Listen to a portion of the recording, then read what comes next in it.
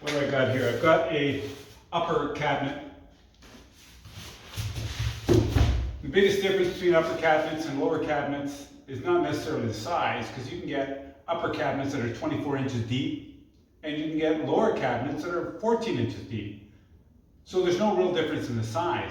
The difference is the top, whether you have a solid top or not a solid top. Fortunately, when you plan your kitchen, you can specify this at Ikea.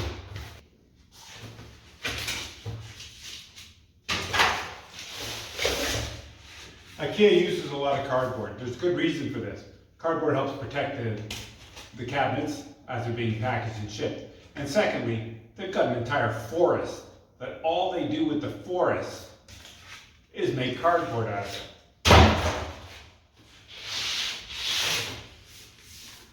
Identify your parts right away. Find the one with the sticker on it. You see the sticker? Make that your top.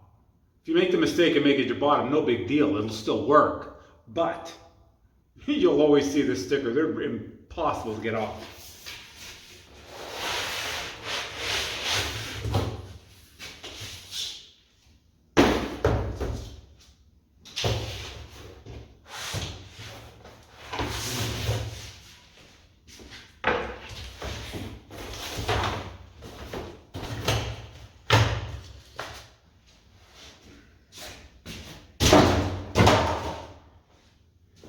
I'll give you this little box of fasteners and stuff. And these are the things that are going to hold your cabinet together. I'm going to show you all this. This is the back plate. I'll show you where that goes later. And this is where we start. We start with the ones with the multiple holes, and they've got this ridge, this line, this groove. The groove is where the back plate's going to sit in. All right, so this is the back of your cabinet. We're going to line it up so that these three holes and these three holes are lining up together. Your backs are together. Open up your little bag of goodies in here. First thing we're going to do is put the hangers on. These are the hangers, and they hang on the rail.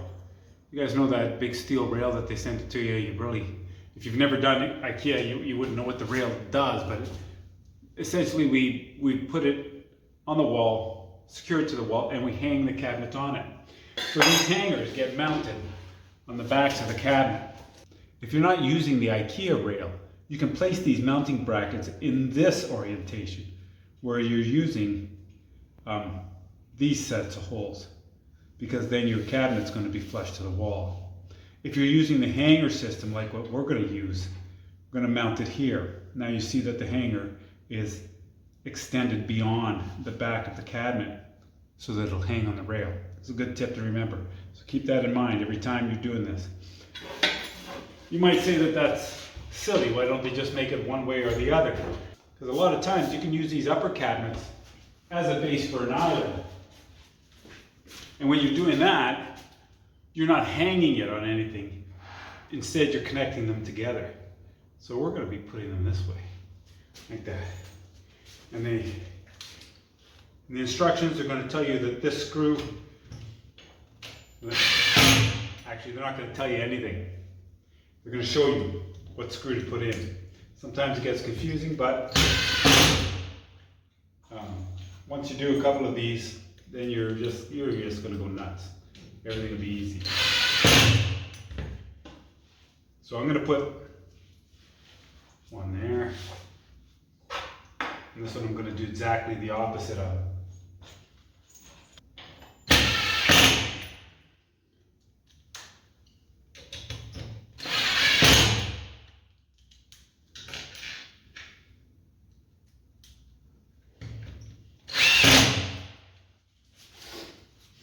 Now the lock pins, that's these pins here, they'll screw into your sides and you'll lock your top and bottom panels on with this. And these are going to go in these holes around the perimeter. They've got a shoulder built onto them. so that they'll set tightly against the cabinet. Don't over torque these. When you feel it stopping, stop. Don't keep going, because you'll strip that thread. It won't go any deeper. It'll just strip the thread, and then it'll prove useless.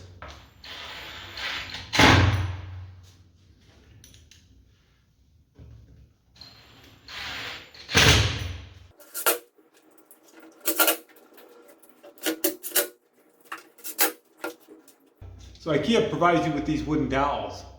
Some people like to glue them. It's not necessary. These are locating dowels. All they do is line up everything, because they fit very snugly in every hole, so there's no play.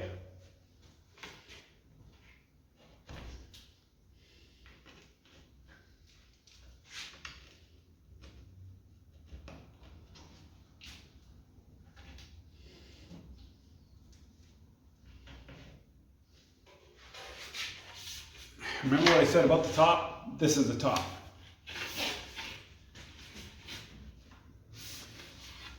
And the top's going to line up above the hanger, and you line up the 4 holes that are in there and press this in. Got that? I'm going to turn this just to make it easy on you, so that you can see those 2 holes down there. Now, very specifically, this is a Phillips number 3.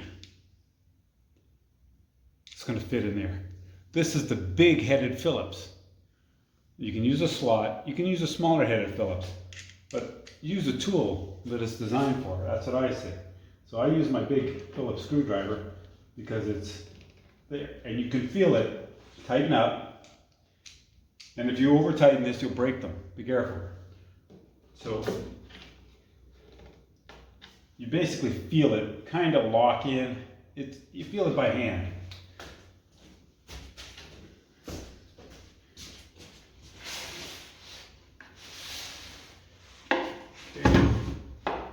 We're going to get the bottom piece, and likewise we're going to do the same. We're going to line up the grooves with the grooves.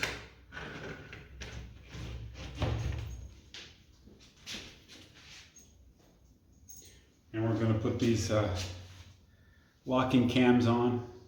They are a cam.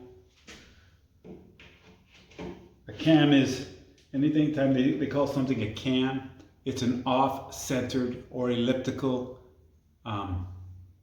fastener, so that as you turn it in one direction, it tightens. It tightens as it turns. It pulls things together.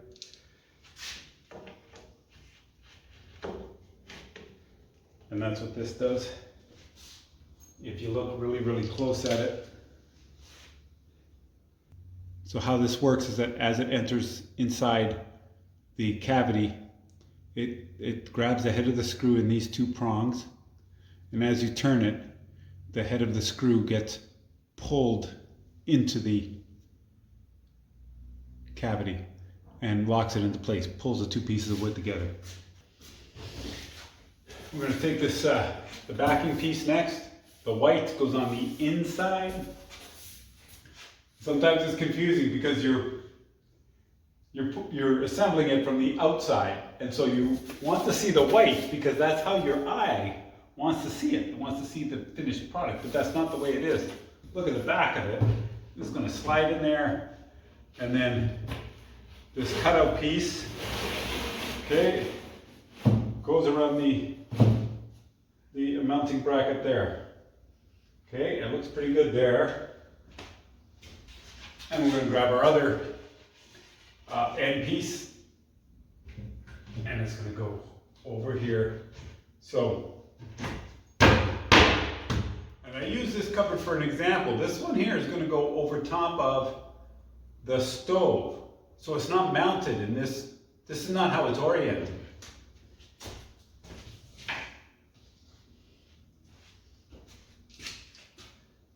This is the bottom. It's 30 inches wide and 15 inches tall.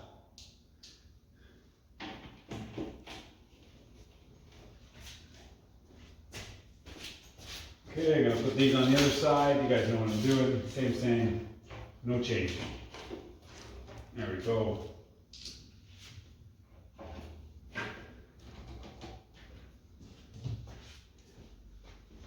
So the actual orientation of this cabinet is going to be this way, right? We've got our mounting, our hangers here. This is the bottom, and this is the top where we put our label. That's how it's going to sit, but we're not done yet. We're going to look at a couple more things. I'm going to put the bottom facing me right here. They give you a bunch of nails. The amount of nails that you get in the bag is of no consequence. You use whatever you think is right. They also give you these things. Okay? These are spacers, and they go on the bottom of the cabinet. This is the bottom here. And we put one here and one there. Now, if you're mounting your cabinet against the wall without hanging it on a rail, don't use these. Toss them out.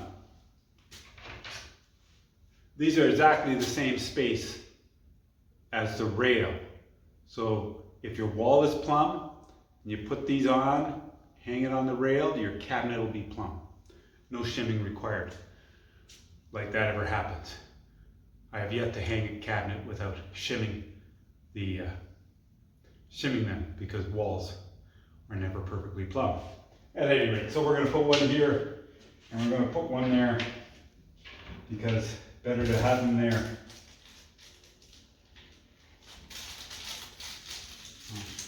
Sometimes what also happens that when the tile setter comes in to do the backsplash, you'll pull the cabinet out, just pull it away from the hanger and break those off and put the tile up there. So if the tile's a good thickness and this sits against the tile from the backsplash, you're in good shape. Otherwise it's not.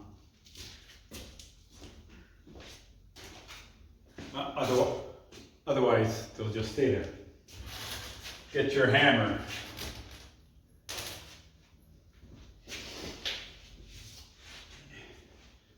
I use a 22-ounce hammer. Anything smaller, I just feel like I'm not hitting anything.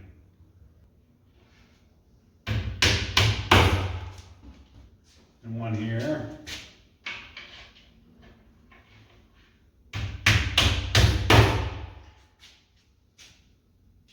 These nails here, I just nailed this in. It's not doing anything to support the cabinet. The reason we're going to put nails through this is because to keep the cabinet square, and if you assembled it correctly, it will be square. We drive nails into here,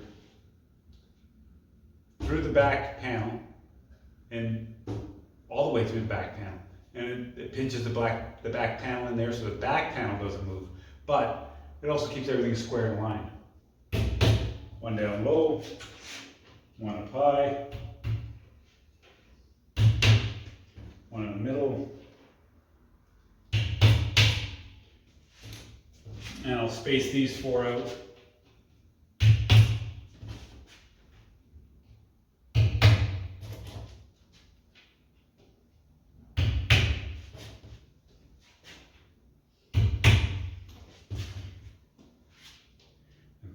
Three here.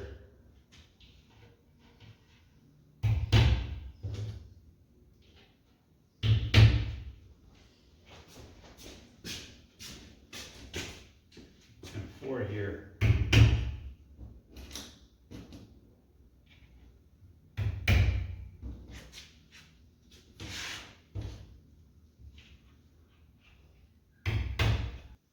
You see, this has got all these little detents in there, all these little divots, and that's let's give you a guide of where to put your nails, because this way it's going to pinch this. You're not going to split anything. So off we go. And Bob's your uncle there. When you're at this point, your cabinet is together. It's one solid piece. It's ready to hang. I hope you got something out of this video. Please give it a like, subscribe, and bookmark this playlist. Thanks for watching Odd Jobs.